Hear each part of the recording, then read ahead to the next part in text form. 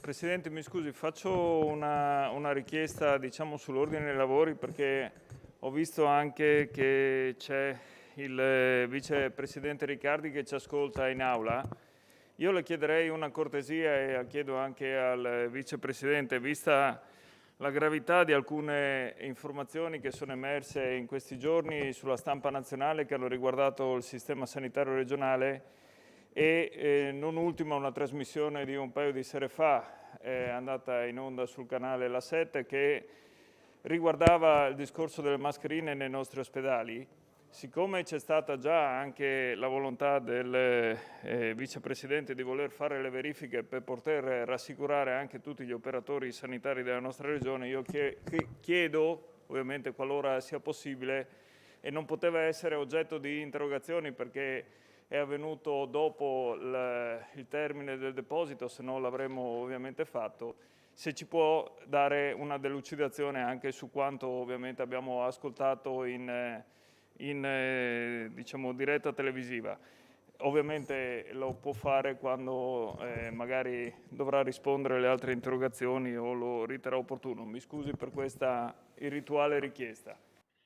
L'azienda di coordinamento, il direttore sanitario dell'azienda di coordinamento mi dice che, come ampiamente e reiteratamente specificato e dichiarato, il magazzino centralizzato dell'azienda di coordinamento movimenta esclusivamente facciali filtranti provvisti di marcatura CE con numero o validati dal comitato tecnico scientifico se provenienti dalla struttura commissariale. A completamento, i due modelli DPI esibiti durante la trasmissione televisiva Non è l'arena di ieri non sono stati movimentati dall'azienda di coordinamento e per questo il direttore sanitario ha chiesto le informazioni all'azienda sanitaria Giuliano Giontina affinché dia spiegazione di questo. L'azienda Giuliano Isentina, interpellata non soltanto da ARCS ma anche dalla Direzione Centrale Salute, ci dice che i dispositivi di protezione individuale Covid sono distribuiti attraverso due canali. Il primo, il magazzino centrale dell'azienda di coordinamento, quindi ci rifacciamo alle dichiarazioni che ha fatto il dottor Andreatti, quindi il direttore sanitario.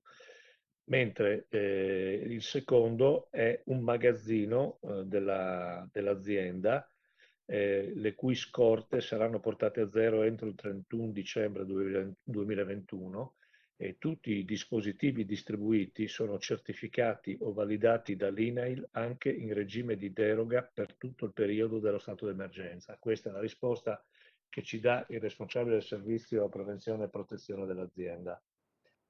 Il direttore sanitario dell'azienda Friuli Centrale ci conferma che in quell'azienda si utilizzano esclusivamente DPI forniti dal magazzino dell'azienda di coordinamento. Eventuali segnalazioni sono legate al fatto che a volte non sono gradite in quanto presentano odori particolari o sembrano aderire ottimamente. Pochi giorni fa c'è stata una segnalazione della struttura commissariale, ma non per il fatto che non siano a norma e naturalmente si sta gestendo anche questo. Questa è un'informazione del direttore sanitario della Friuli Occidentale. Alla Friuli Centrale il direttore generale ci conferma quanto descritto dal dottor Andreatti e quindi in quell'azienda i facciali filtranti presenti sono movimentati esclusivamente dall'azienda di coordinamento. La dottoressa Toscani, il direttore sanitario del Burlo, ci dice che le mascherine e i facciali in dotazione al Burlo sono tutti forniti dall'azienda di coordinamento, con l'eccezione di alcune mascherine oggetto di donazione che risultano a norma registrate in una banca dati nazionale.